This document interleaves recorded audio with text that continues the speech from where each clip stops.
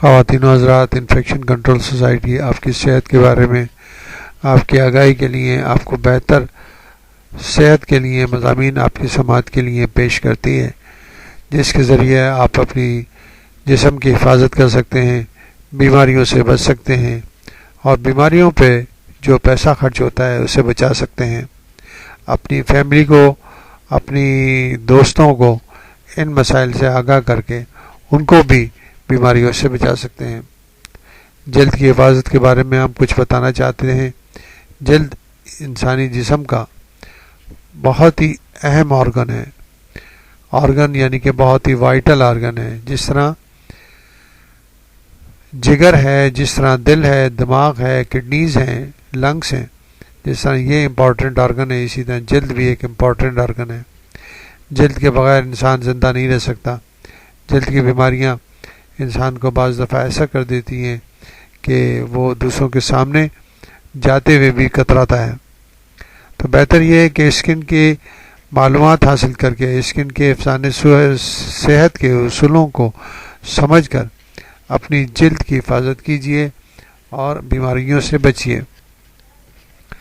جلد کی مناسب دیکھ بھال عمر اور موسم کے لحاظ سے نہایت اہمیت رکھتی ہے۔ موسم گرما کی نسبت سرد موسم میں جلد کے مختلف مسائل پیدا ہوتے ہیں۔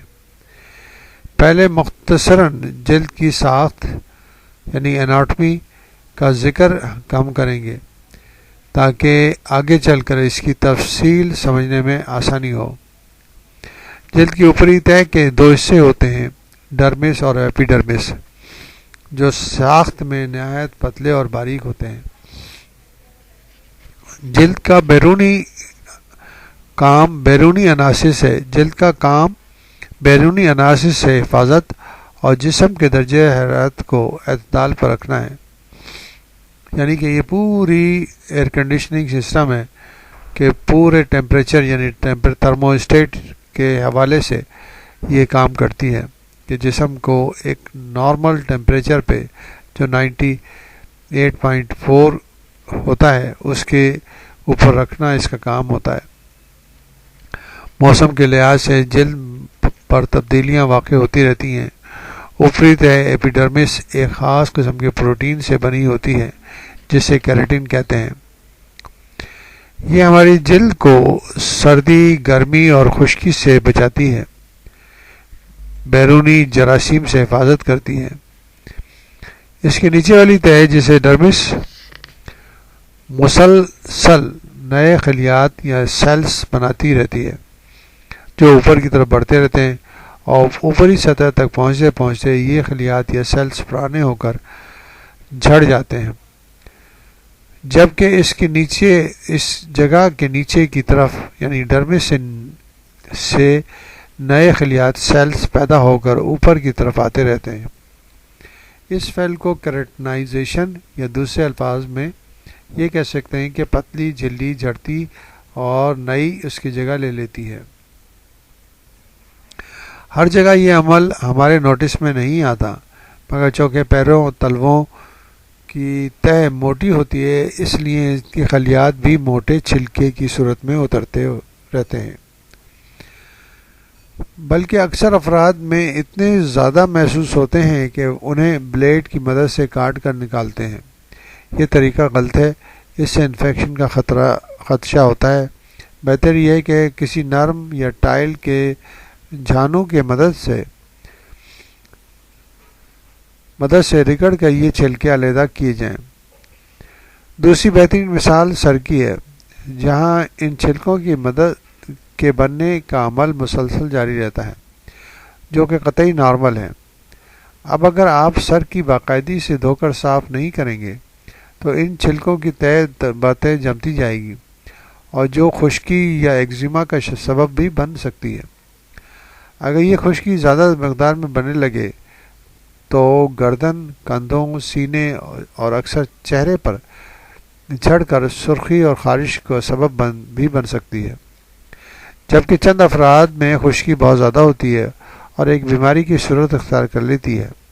اس کا آسان اور ممکنہ علاج روزانہ بالوں کو شیمپو کرنا ہے، کیونکہ ان افراد میں یہ خلیات یعنی کہ سیلز نہایت تیزی سے بن کر اوپری تہہ میں آ کر جمع ہوتے رہتے ہیں اور خارش کا سبب بنتے ہیں۔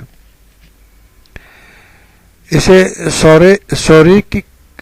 سورک ایکزیما کہتے ہیں۔ ان خلیات سیل کا عمل ساری جلد پر جاری رہتا ہے، محسوس نہیں ہوتا۔ اب اگر ان مردہ خلیات یعنی سیلز کو چہرے پر سے جلد ہٹا دیا جائے تو اس کے نیچے تازہ اور نوجوان خلیات یعنی سیلز کو اوپری تہہ تک پہنچنے میں آسانی ہوگی، اور اس عمل کو کلیئرنگ کہتے ہیں۔ دراصل یہی بنیادی اصول ہے جس پر بنیادی اور آرائش اور کاسمیٹک کی بلند عمارت کھڑی ہے۔ روزانہ چہرے کو معمول کے مطابق دھونے کے علاوہ ریت نما دانے بھرے ہوئے ہوتے ہیں جو کہ چہرے کی جلد پر خراشیں بھی ڈال دیتے ہیں۔ روزانہ چہرے کو معمول کے مطابق دھونے کے علاوہ ہفتے میں ایک بار نرمی سے اسکربنگ بھی کرنی چاہیے، جس کے لیے بیسن، چوکر یعنی چھنے ہوئے آٹے کی بھوسی، اپٹن وغیرہ یا پھر کسی کھردرے سوتی کپڑے کا ٹکڑا بھی استعمال کیا جا سکتا ہے۔ بازار میں مہنگے اسکریبرز خریدنے کی ہرگز ضرورت نہیں، البتہ چہرے کے لیے گھٹیا معیار کی کاسمیٹک کبھی نہ استعمال کریں۔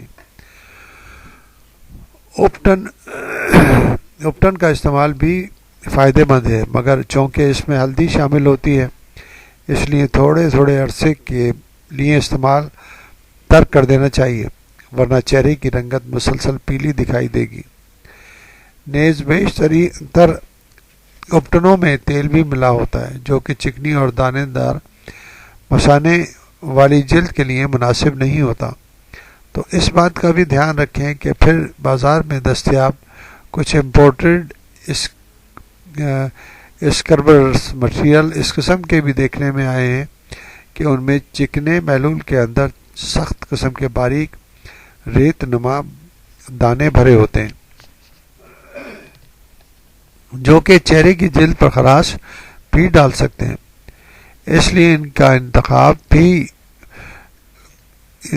کے انتخاب کرنے میں بھی یہ بات ضرور مد نظر رکھیں کہ ان میں پڑے ہوئے گرینز یا دانے آپ کے چہرے کو چھیل نہ دیں، اور یہ دانے نہایت باریک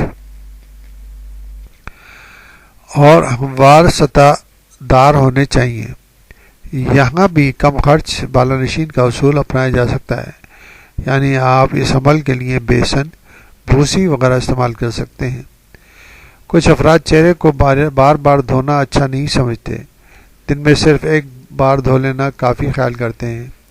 یہ درست نہیں۔ اگر کوئی مجبوری نہ ہو تو مثلا پیدائشی طور پر اگر جلد خشک نہ ہو اور کوئی طبی وجہ نہ ہو تو چہرے کو دن میں کم از کم 2 بار اچھے اور مناسب صابن سے باقاعدہ دھونا چاہیے۔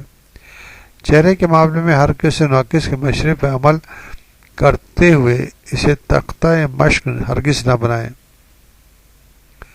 بہتر یہ ہوگا کہ صحیح معلومات حاصل کر کے آپ اپنی صحت کو، اپنے چہرے کی جلد کو محفوظ رکھ سکتے ہیں، کیونکہ چہرہ ہی سب کے سامنے ہوتا ہے۔